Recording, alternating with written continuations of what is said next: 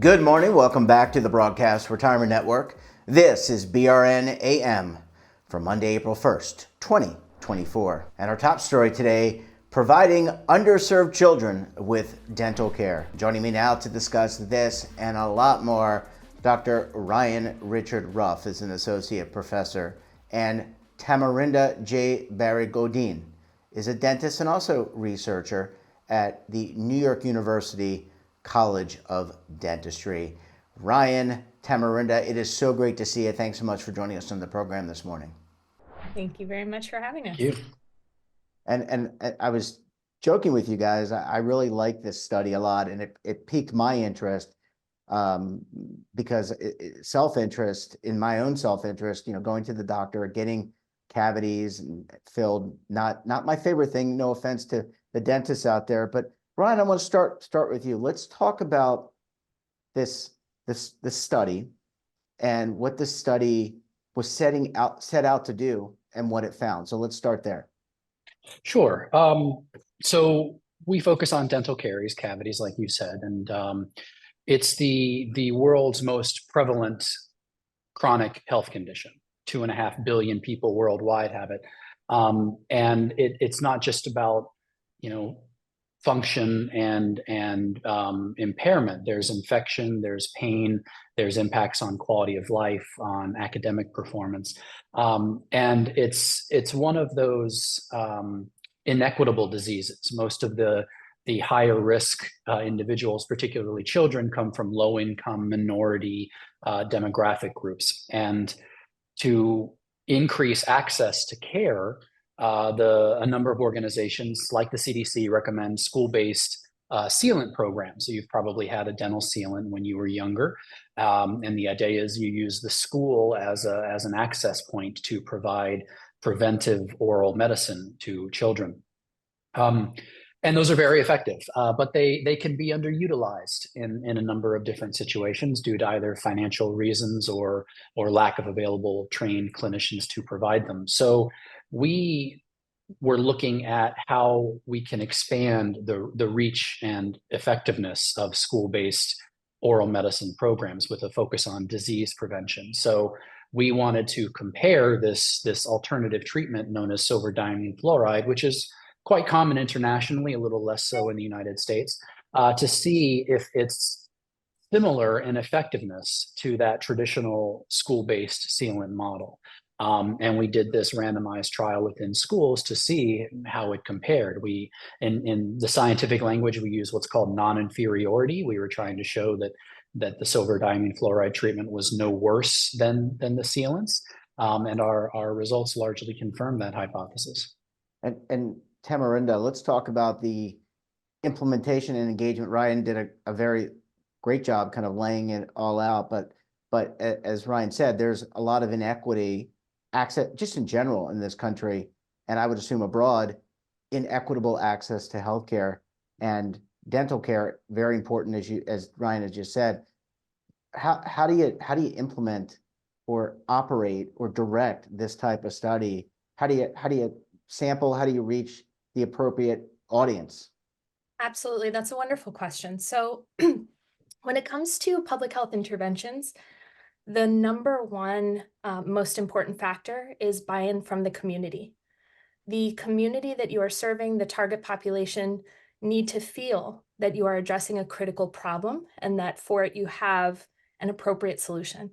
And so part of what our study was able to achieve in its first phases was meeting the community where they are, to inquire after their beliefs around dental cavities and understanding if the school was an appropriate place to address this issue. We got enormous feedback from our community, and then we drew from that community in order to actually build our teams. So many members of our clinical team reflected or looked like the population that we were serving, or even came from those same neighborhoods. And that made for an incredible ability to kind of speak the language of the community we were serving, provide an accessible treatment, and ensure that everyone was on the same page about what our goals were, which ultimately are just to ensure that every child has access to preventive oral health services. And in terms of this particular treatment, Tamarinda, I'll stay with you and maybe go to Ryan. I mean, it wasn't less effective than the traditional method, which is the sealant. I think, again, I'm showing my naivete or my I'm not a doctor, obviously, but Tamarinda, I mean, this solution is just as successful based on the study as the traditional sealant process. That's correct. So the way that we would say it in scientific terms is that it's no worse than. Okay. But functionally, what this offers is the opportunity to add another tool to the toolbox of alternative site medicine or school-based care. We do not believe that, school-based sealant programs should in any way be replaced. We simply want to make sure that there's another option for addressing communities where the resources that are needed to implement those programs may not be as accessible or prevalent.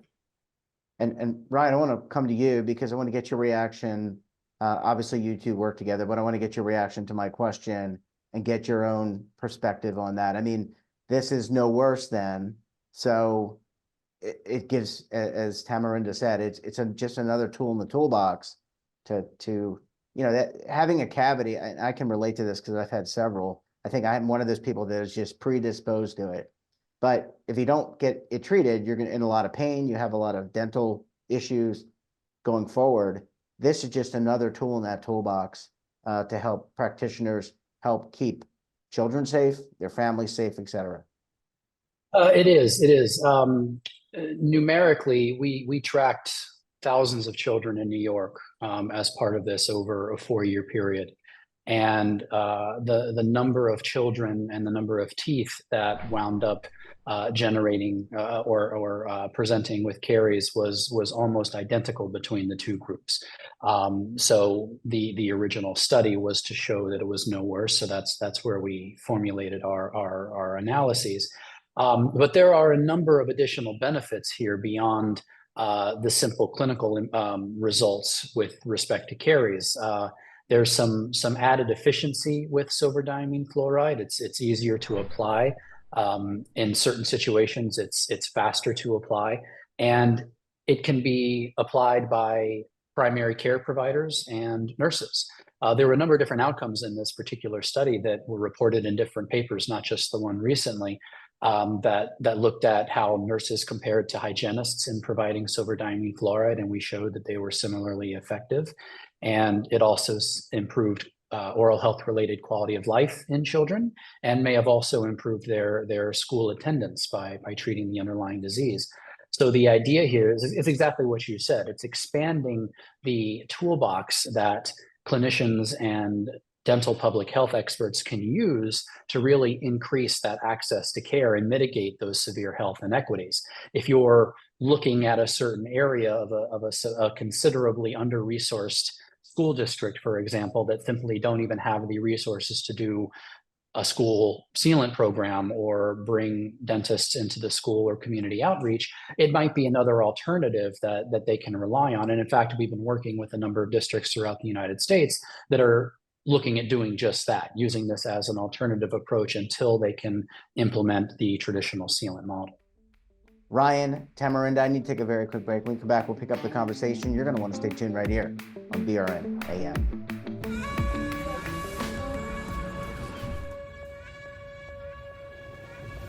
Imagine a new television network that will make you richer, healthier, and in control of your financial future.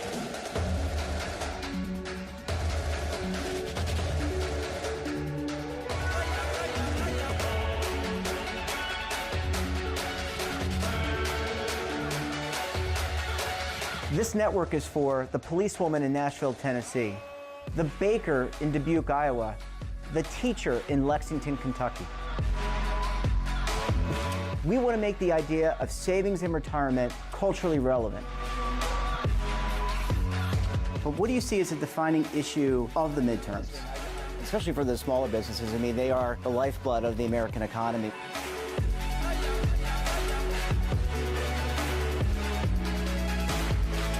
featuring exclusive interviews, current affairs, and docuseries.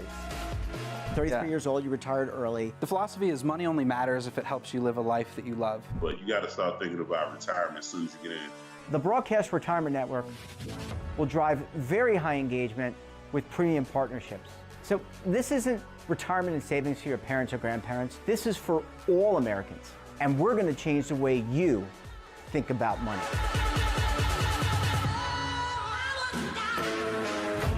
Welcome to the next frontier of retirement and savings.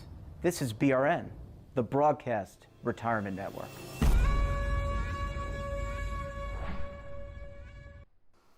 Welcome back. We're joined this morning by Dr.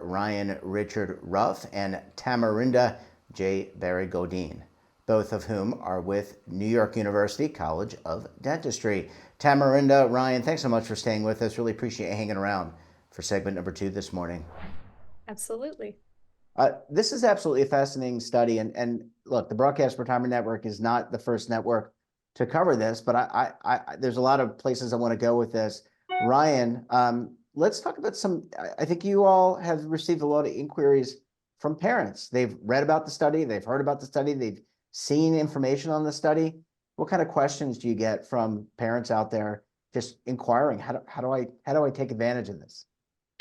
Sure. Well, as a relatively new parent myself, my son just turned 1 year old. I'm already thinking about, the inevitable downstream, dental problems that he may encounter. And one of the things that parents come to fear is being told that their child has a cavity and they may need to get, the disease drilled out and filled back in with shots and pain and fear. And I think there's a natural inclination to try and avoid that scenario with everything that they are. And that's one of the benefits that SDF provides. It can stop existing disease from occurring, as well as preventing the development of new caries. And it doesn't need any shots. It doesn't need any drilling. It doesn't need any uncomfortable situations. So being able to have something quickly applied and avoid that is very attractive. And that tends to be a number of the questions that we get when parents read these studies, or even interviewers that have children ask us about it, and how they can ask their clinician about this if they don't have access to a school-based program. Does their pediatric dentist offer this? Does their primary care provider offer this? And I think that further lends itself to the appeal and the attraction of this for young children and their parents. Yeah, and Tamarinda, I mean, listen, as a person, as a young person, I experienced it. The needles were a lot bigger back then. I'll just say they're a lot thinner. They're a lot nicer today, in my opinion. Still not great. But Tamarinda, are there any side effects or things that you need to be thinking about? So this may sound like the perfect solution to what we're talking about, which is the drilling, some of the pain, that first experience with a dentist, but are there some things that you need to be aware of as a guardian or a parent of a child if you're considering this? So I think for me, we always have to measure the good and the bad of any medical treatment. So the most important takeaways for silver diamine fluoride for me as a board certified pediatric dentist are always going to be that studies like ours show that it can prevent 80% of cavities and arrest or completely stop in its tracks roughly 50% of cavities. But anything that has such an incredible impact is likely to have some sort of side effect, and indeed silver diamine fluoride does. And that would be that for any affected tooth structure, the cavity itself, or any demineralizing structure, that structure can start to darken or discolor when the liquid is painted onto that surface. And so, from day to day, a parent might see or notice a dark spot on their child's teeth. That's likely a cavity. A cavity can be kind of a dark orange to brown in appearance, just as it is. And when painted with silver diamine fluoride, that cavity would darken and discolor to a dark brown and sometimes even black color. As a board certified pediatric dentist, though, I say to myself, that color change is a sign or an indicator of success. I can now say with some degree of confidence that that lesion will not spread to any other teeth and will not continue to grow, putting that child at risk of pain, abscess, or infection. Well, Ryan, this is certainly a great path for younger children. But I want to ask, there may be some people watching today, and again, I'm looking at things through the lens of my own experiences, and I would love to have had the opportunity to try this when I was younger. But I also could think about it as I'm older. So my question to you is, can this tool instead of practical drilling, be used to treat older adults, other demographics, older people, other demographics beyond children? It can be, yeah. We focus on pediatric populations because we're concerned with school-based disease prevention. But there's existing research and ongoing studies that are looking at it that shows it's successful also in geriatric populations. And it's important to also note that there's a dichotomy between, treating the existing underlying disease and preventing new disease from occurring. Our study looked at both options and showed that it's quite successful. So it becomes an individual decision about what their clinical needs are and what they'd like to avoid in the office, about what they choose to do for their intervention. And I think that all gets back to the original point about just increasing the number of tools at our disposal to make sure the oral health needs of people are met. Yeah, and Tamarinda, I'll close the interview with you. And what is next in terms of research? So you spent the last several years performing this research, trying to come up with an alternative. It sounds like there is one. But so what's the follow-up here? How do you continue the work, the great work, to make sure that, to Ryan's point and to yours earlier, that more and more children have access to dental care and can avoid some of the pain and suffering that many of us have experienced when we have cavities?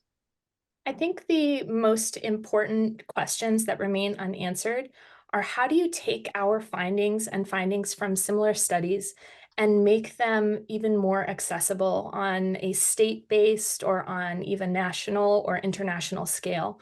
To date, there is not much information about how to take a program like ours and to ensure that it is financially sustainable, that it is scalable, and that it can be implemented, to have a dramatic and significant effect on any given population, whether it's a school population or a town or city population. So I think that's where, for me, I would say that the research is really headed. How do you take these results and make sure that the research doesn't stay research, but actually transitions into a place of implementation and changes systems, influences policies to ensure that this information is utilized and reaches the people who need to reach it most. Yeah, and Ryan, I'll give you a chance to answer the question as well. And I do have a follow-up question: is, do we ever figure there'll be a time where we can eliminate cavities completely? So do you think that'll be included in research somewhere down the line? Oh, I'm not going to take that last question. The sustainability would be my first answer to where we go next with this as well. This was largely, despite the size of this project, I like to refer to it as proof of concept, that it works in these pragmatic settings. And now, how do we make sure that different communities, whomever wants to implement it, is supported enough to do so? Policy, training, financial, whatever it takes to make this something that's easily adaptable and translatable in different contexts. There's a few other different scientific questions we're interested in. How do we mold all these interventions together to create a personalized approach to preventive medicine in schools? But in terms of the big picture, that would be where what really fascinates me next is how do we make this sustainable? Yeah, and so important for overall health. It really starts with the mouth. Well, Tamarinda, Ryan, it's so great to see you. Thanks so much for joining us. Great research, and we look forward to having you back on the program again very soon. Thank you. Thank you so much. Have a good day. And that wraps up this episode of BRN AM. Have a topic of interest, someone you think we should talk to, then drop us a line. And don't forget, for all the latest curated news and lifestyle, wellness, finance, tech, so much more, and all in one place, check out today's edition of our daily newsletter, The Morning Pulse. Want to search our archives, check out our latest content? Well, then visit our website. We're back again tomorrow with another edition of BRN AM. We'll have a very special guest. So until then, I'm Jeff Snyder. Stay safe, keep on saving, and don't forget, roll with the changes.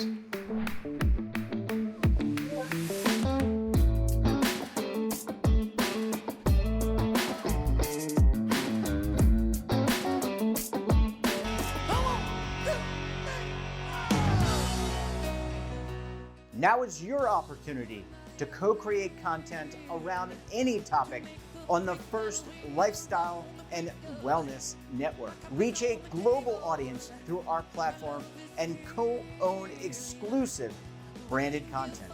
All of our programs are available on demand and also as audio-only podcasts, so you can take us on the go. Broadcast Retirement Network, available anytime, anywhere, and on any device.